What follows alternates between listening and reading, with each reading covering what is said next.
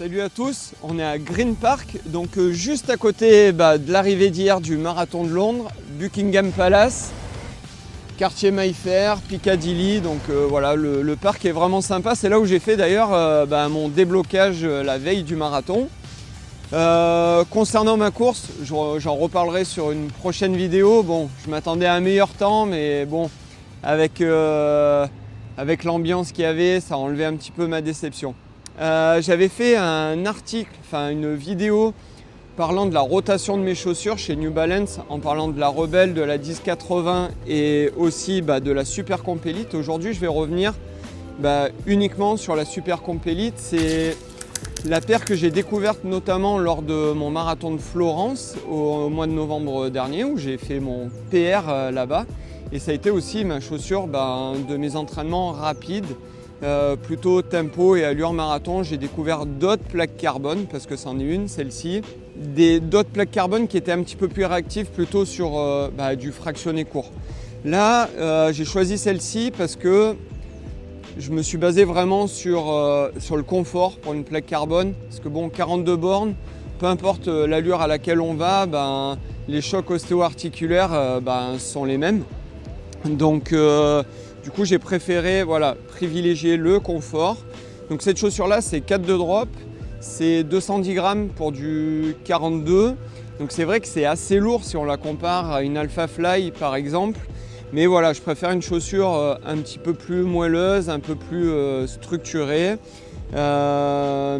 Donc celle-ci, je l'ai mise sur la plupart de mes entraînements tempo, allure marathon et le jour du marathon, forcément. Après, j'ai plus choisi une Rocket X2 de chez Hoka pour les fractionnés plus courts, pour de la vitesse plus intense, donc pour de la piste, par exemple pour des 400, des 800 ou des 1000 mètres beaucoup plus rapides que de l'allure marathon. Donc pour parler de la mousse en elle-même, elle est assez haute, le stack est assez épais. Donc c'est pour ça, c'est assez confort, c'est un peu plus lourd. Mais malgré tout, elle reste quand même réactive et on a un très bon déroulé de pied.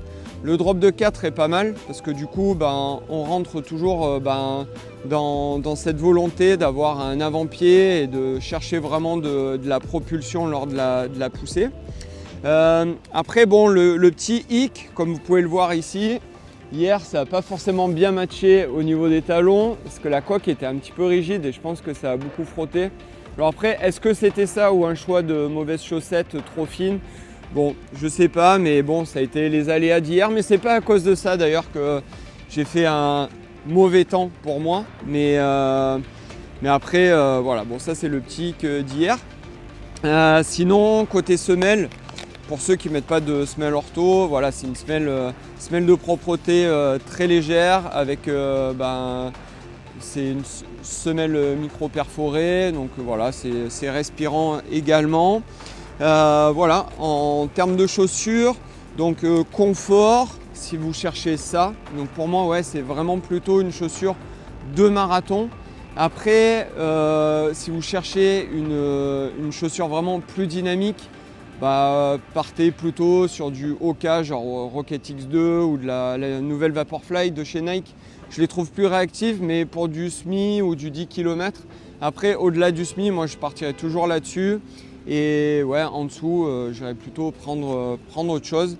En tout cas, voilà, malgré ce petit aléa qu'il y a là, pour moi, c'est une chaussure que je garde dans mes affaires et que je reprendrai par la suite parce que j'aime bien avoir ce confort-là et je me sens vraiment bien dedans.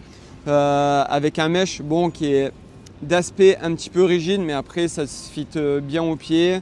Le serrage pied aussi est très bien et voilà, c'est mission accomplie au moins pour elle.